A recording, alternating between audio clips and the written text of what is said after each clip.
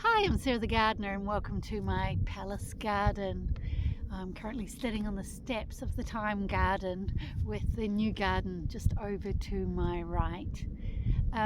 So what I thought I'd do is just give you another little rundown of the site as part of a site assessment to let you know exactly what I'm working with. This is quite a hostile environment, but I'm up to the job, so here we well. The thing is, so the site itself, the bit that I've carved out for this garden it's roughly 8 meters by 9 meters. I could push it out a little bit more, and I'm thinking I might just do that. There's wiggle room for more. My biggest weeds on this plot are this is shredded kikuyu grass, the Molenbeek, but I've managed to shape that up and tame it and make a beautiful hedges and things with it, so I'm not worried about the Molenbeek. We also have tree lupin, gorse, and the evil boxwood. My goodness me, you know, if you get that in your foot. So the weeds are manageable. The aspect is well, we get full sun. It just rises over here, sets over there, so we get full sun, which is a good thing. Yay! We also get full wind, which is not such a good thing. The prevailing wind whistles down from the northeast and also comes up from the southwest. The problem with the southwesterly wind is it's straight off the ocean and laden with salt, which is quite challenging. I'm hoping with each of these rooms in this garden palace is to create the walls in between sort of work as windbreaks to protect each room from the one before it, and as we go further and further inland, there's more and more shelter and protection that comes with each garden. It's a subtropical climate. We don't get frosts.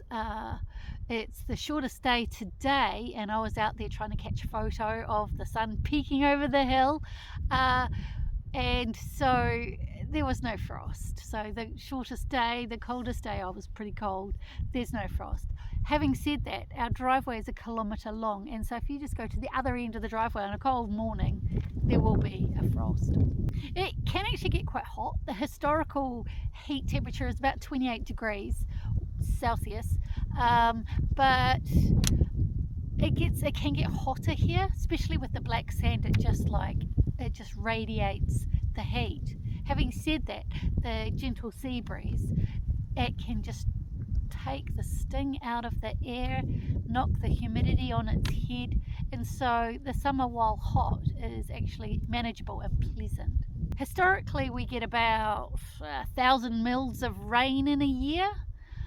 There was that time last year that we got 150 mils in 24 hours and 50 of that in an hour, but that was just a cyclone. That was a one-off. We don't get that all the time. Most of the time it's wet considerably enough throughout the year that really only in the height of summer is where you need to be watering the garden, which is just as well, because I'm not planning on setting up irrigation out here in this garden. It's gonna have to fend for itself.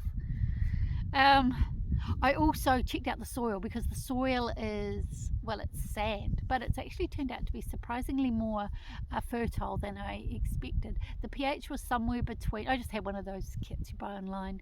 The pH was between 6 and 7, which I'm happy with, and there was a medium to low amount of nitrogen, which I was not expecting at all. There was also a medium to low potassium and a medium amount of phosphorus, so it's got enough goodness to sustain life. So I'm not worried about that from that point of view, but I will be treating it as a dry garden. So plants that have low needs, that don't mind the drought, they don't mind the harsh conditions, they don't mind the lack of water, and just low fertile soil, it's perfect. I mean, you couldn't design a better dry garden environment than what I already have right here. And then finally, the pests we have to deal with. Up here, the main pests are deer, and the deer were introduced to New Zealand back in the 1900s, early 1900s, by the settlers from Scotland and England, and they were using them as hunting stock, and now they're just everywhere. They're a kind of a pest. So we have deer in this neck of the woods. We've seen them leap gracefully over the driveway as we approach, and there have actually been hoof marks in the cleared soil up here, so that's cause for concern, but I'm optimistic. We also have hares and rabbits, although I've never seen any in the garden and never any footprints in the sand. And the biggest problem is possums and rats. And so we've got ways of dealing with those.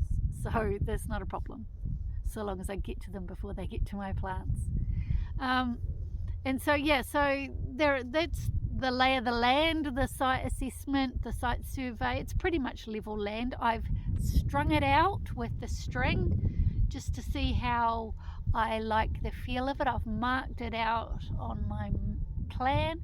There's one or two areas I'm a little bit, I'm not sure yet, but I'll just keep tweaking until it makes me happy.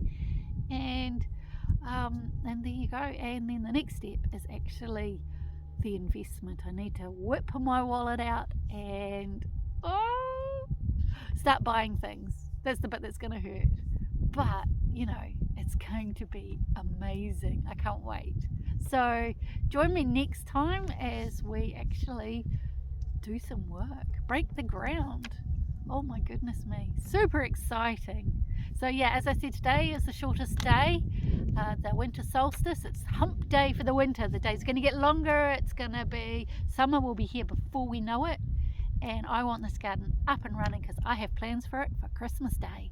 So thanks so much for watching. Take care. Bye bye.